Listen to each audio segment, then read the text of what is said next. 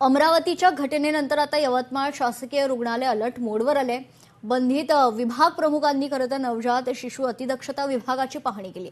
Electric साहित्य आणि सुरक्षा यंत्रणेची तपासणी केली असल्याची माहिती।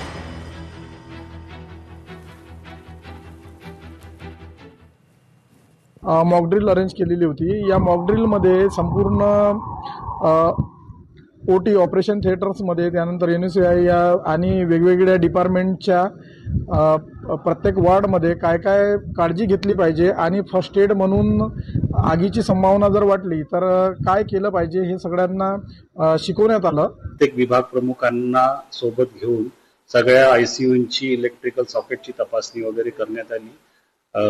इलेक्ट्रिकल डिपार्टमेंटचे इंजिनियर पण सोबत होते।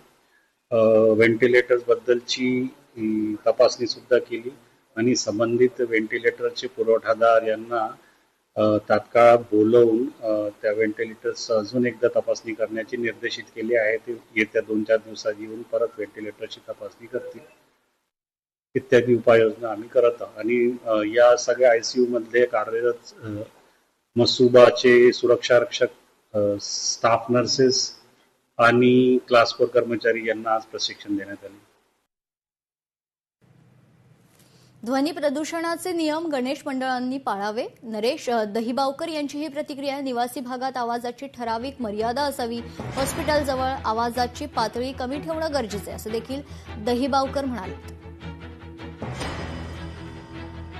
एकंदरीत 55 आणि 45 हा डेसिबल असतो। 55 डेसिबल सकाळी 6 ते रात्री 10 पर्यंत असतो आणि रात्री 10 नंतर 45 डेसिबल असतो। आता अशा परिस्थितीत गणपती मंडळ मुंबईचे ते बरोबर तंतोतंत त्यांचं पालन करत आहेत। मागील कित्येक वर्ष तुम्ही बघितलं तर मुंबईमध्ये जो डीजेचा हे होता प्रकार तो जवळजवळ बंदच झालेला आहे आणि आता पारंपरिक वाद्य असतं, लेझिम असतात, हे होतं आणि मंडळं आपल्या कायद्याचं आणि नियमाचं तंतोतंत पालन करतात। क्वचितच एखाद्या मंडळाने त्याचं व्हायोलेशन केलं तर त्याच्यावर कारवाई केली जाते, पण मुंबईसारख्या ठिकाणी DJ वगैरे याचा वापर कमी आणि पारंपरिक वाद्य आणि लेझिम हे विसर्जनाच्या दिवशी तुम्हाला दिसेल।